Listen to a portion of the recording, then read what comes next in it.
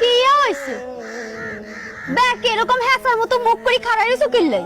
প্রত্যেকদিন তোর লগে এসব বিষয় লই একই বিষয় লই ফেসার ফেসার ফেসার ফেসার করতে কিন্তু আর একদম ভালো লাগে না কইলাম।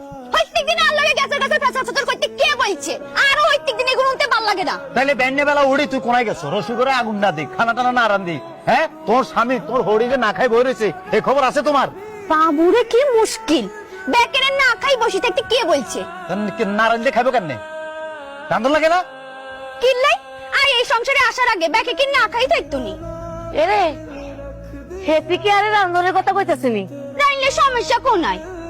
আর এই সংসারে আসার আগে আন্নি কেন হলারে রান্ধি খাওয়ান নাই? বোমা তুই কিন্তু আর লগে বেদবি কইতেছ কইলাম।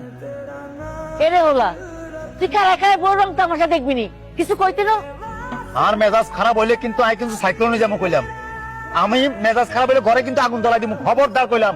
নেক্সট টাইম তুমি আমার পারমিশন ছাড়াই বাড়িতে এক পা বাইরে যাইতে না কোনারে যাইতে না কইলাম। আই তোর কথা হইতে আইতাম না। আই যদি আর আব্বার বাড়িতে না যাই রান্না বাড়ি না করি আর আব্বা না খাই থাকতো না? হ্যাঁ তার বউ নাই হাতে না খাই থাকবো আর বউ থাকতে যায় না খাই রয়েছি এটার বিষয় কারা দিব? আব্দুল আলিম বাইসালি করিও না।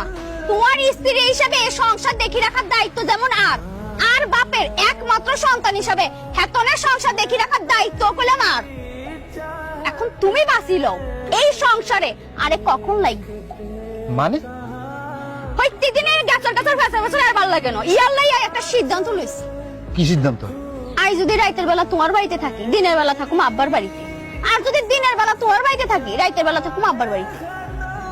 এখন তুমি বাঁচিল আরে কোন সময় লাগবে এই সংসারে? ওমা কি আরে হেতে কেন কিয়া কয়? জি আম্মাই ঠিকই বলতেছি।